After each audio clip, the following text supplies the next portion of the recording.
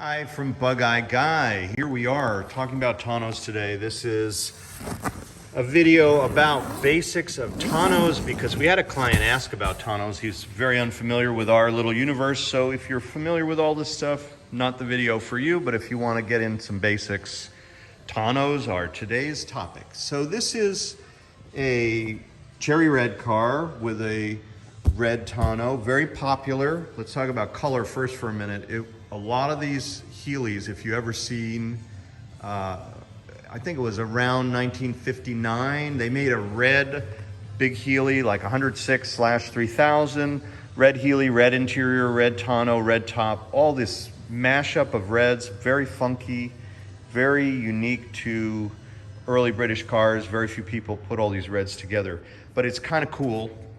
Some people say they clash.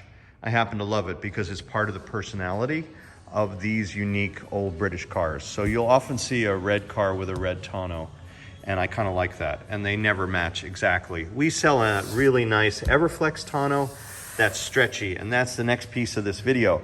Most of these tonneaus are shrinking from the day they're made, and the shrinking causes all kinds of problems, particularly here. There's, if you're unfamiliar, a twist fitting right here, common sense fastener, and it's very, very hard to pull this. I can unzip it, manipulate it, and get this to fit. It's not a critical fixture. The thing's still doing its job, but this is part of the problem that's cumulative, and it manifests here. You can see all these wrinkles. Not this, that's a different issue we'll get to. It's a difficult thing to make this to fasten. And a lot of our clients who are slightly maybe arthritic or have less grip strength that they used to are having trouble, me included, there we go, unfastening and fastening these lift dot fittings. And if you're unfamiliar, these dot fittings are called lift dot fittings because there's a dot right there. That's where you lift it, and that's how you open them. Not everybody knows that, I've found. Steering wheel pouches on these. This is a generic pouch. It works best with the original size wheel. Here we have a 15-inch wheel. This is Spice, by the way, one of the cars that we're preparing for a customer in Oklahoma. And this is the tonneau that came on Spice. If you buy one of our pre-made tonneaus, it will have this size steering wheel bag. And we make custom tonneaus for cars that are unique. And I'll show you a little about that in a minute, where we'll make these even smaller. If you're good with stitchery, you can make these smaller yourself. But if the wheel gets smaller, the pouch won't fit super well. But again, it really depends on what you're looking for in a final product. In this case, we have a tonneau that's nominal in that it's frayed here on the binding, and new binding could certainly be sewn on, but I would probably replace this mostly because this lost its stretch. It started to shrink and tighten, and it makes it harder to use. So that's a whole bunch about the fitting. I'll show you on this car another problem, and I've talked about this in a lot of other videos. This is Jerry's car that, in this case, the restorer just sunk these fittings kind of about where he thought they should go, and it's supposed to be further back. So now you take the tonneau that came with this car, which was shrunken and short to begin with, and he sewed little tabs on to try to reach this. It should really, ideally it would have been put in the right place. If we put a red tonneau on here, we'll make a custom one that will reach out this far, but the factory template is a little shorter. So if you don't get these in the right place, you run into problems later with your tonneau fit.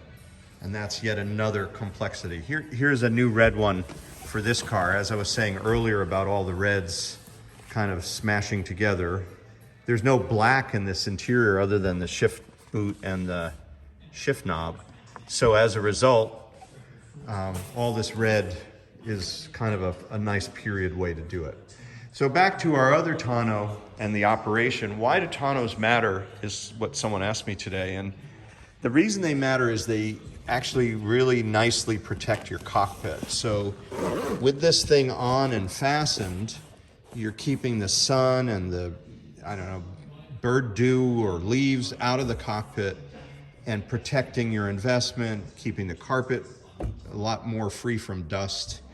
And if it rains when this is fastened, you'll find that it'll keep most of the water out. Sometimes they'll leak along the zipper a little bit because this metal zipper is obviously not designed to be in the rain, but when this flap's intact, it will pretty well keep the rain out of the cockpit. And I've left cars outside, my own cars outside on overnights, on overnight trips, and the tonneaus do remarkably well if they're fit right.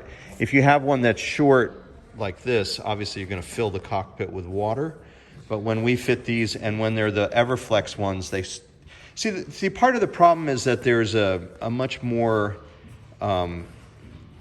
inefficient, a poor quality product, let's put it that way. A lot of the major sales people will sell this lower price, poor quality tonneau, and the thing is just this big, right? You want to have at least a ½ inch, 3/4 of an inch of overlap here. Otherwise, you leave your car outside overnight at the B&B like I did, and you come out, the floor is full of water.